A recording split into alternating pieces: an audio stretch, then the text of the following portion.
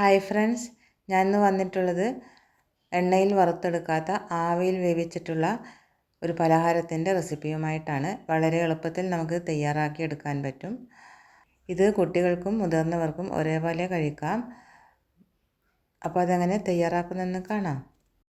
ഇതിനു വേണ്ടി ഞാനിപ്പോൾ ഒരു പാത്രം അടുപ്പിൽ വെച്ചിട്ടുണ്ട്. ഇതിലേക്ക് പൊടിച്ച ശർക്കര 1 കപ്പ് അളവിൽ ഇട്ട് കൊടുത്തിട്ടുണ്ട്. ഇതിലേക്ക് 2 ടേബിൾ സ്പൂൺ അളവിൽ വെള്ളം ഒഴിച്ച് നന്നായിട്ട് തന്നെ നമുക്കിത് ഉരുക്കിയെടുക്കാം. ഉരുക്കിയെടുത്തതിന് ശേഷം നമുക്കിതൊരു സൈഡിലേക്ക് വെക്കാം. അതിനുശേഷം ഒരു പാൻ അടുപ്പിൽ വെച്ചിട്ടുണ്ട്. ഇതിലേക്ക് 1 ടീസ്പൂൺ അളവിൽ നെയ്യ് ഒഴിച്ച് കൊടുക്കുന്നുണ്ട്. പിന്നെ ഈ ഒരു സമയത്ത് മാത്രമാണ് എണ്ണ നമ്മൾ ഇതിനു വേണ്ടി എടുക്കുന്നത്. ഇനി നമുക്ക് 1 കപ്പ് അളവിൽ ക്യാരറ്റ് ഗ്രേറ്റ് ചെയ്തത് ഇട്ട് കൊടുക്കുന്നുണ്ട്. ഒന്നിളക്കി കൊടുക്കാം. അതിനുശേഷം 1 കപ്പ് അളവിൽ തന്നെ ചിരകിയ തേങ്ങ ഇട്ട് കൊടുത്തിട്ടുണ്ട്. 1 ടീസ്പൂൺ അളവിൽ ഏലക്ക ചതച്ചത് ചേർത്ത് കൊടുത്തിട്ടുണ്ട്. എന്നിട്ട് നമുക്കിത് ഇളക്കി കൊടുക്കാം. നമ്മളിതിൽ ചേർത്തിരിക്കുന്ന തേങ്ങയും ക്യാരറ്റും ഒന്ന് ഡ്രൈ ആയി വരണം. ആ സമയം വരെ നമുക്കിത് ഇളക്കി കൊടുക്കാം. ഇനി നമുക്ക് നേരത്തെ ഉരുക്കി വെച്ചിരുന്ന ശർക്കര പാനി ഇതിലേക്ക് ഒഴിച്ചു കൊടുക്കാം. ശർക്കരയിൽ കല്ലും മണ്ണും മറ്റും ഉണ്ടാകും, അതുകൊണ്ടാണ് ഉരുക്കിയെടുത്തിരിക്കുന്നത്.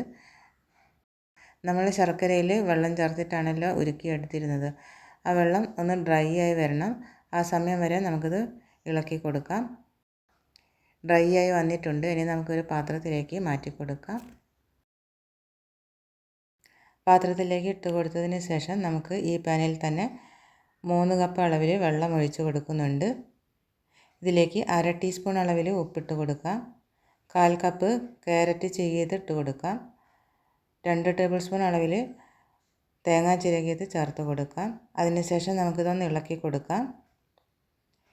ഇനി നമുക്കിതിലേക്ക് റവ ചേർത്ത് കൊടുക്കണം. അതിനുവേണ്ടി ഞാനിപ്പോൾ 1/4 കപ്പ് അളവിൽ റവ ചേർത്ത് കൊടുക്കുന്നുണ്ട്. റവ ചേർത്ത് കൊടുത്തതിന് ശേഷം നന്നായിട്ട് തന്നെ ഇളക്കി കൊടുക്കണം. തീ ലോ ഫ്ലെയിമിലേക്ക് മാറ്റിയതിന് ശേഷം നന്നായിട്ട് തന്നെ ഇളക്കി കൊടുക്കാം. ഈ റവ പെട്ടെന്ന് തന്നെ ഡ്രൈ ആയി പോകും. അതുകൊണ്ടാണ് നമ്മൾ ലോ ഫ്ലെയിമിൽ വെച്ചതിന് ശേഷം നമ്മളിത് ഇളക്കി കൊടുത്ത് വേവിച്ചെടുക്കുന്നത്. ഇതിപ്പം വേറൊരു പാത്രത്തിലേക്ക് മാറ്റി കൊടുക്കുകയാണ്. അതിനുശേഷം നമുക്കിത് അടച്ച് വെക്കാം. 5 മിനിറ്റ് സമയം അടച്ച് വെച്ചതിന് ശേഷം നമുക്കിത് കുഴച്ചെടുക്കണം. അതിനുവേണ്ടി കുറച്ച് വെള്ളത്തിൽ കൈ മുക്കിയതിന് ശേഷം കുഴച്ചെടുക്കുകയാണ്. നന്നായിട്ട് കുഴച്ചെടുത്തിട്ട് നമുക്ക് ഒരു ചെറിയ ഉരുളയാക്കി എടുക്കാം. ആ ഉരുള കയ്യിൽ വെച്ച് ഒന്ന് പരത്തി കൊടുക്കാം. നമ്മളിത് പരത്തി കൊടുക്കുന്ന സമയത്ത് അരികിലെല്ലാം പൊട്ടിപ്പോകുന്നതായിട്ട് കാണാം.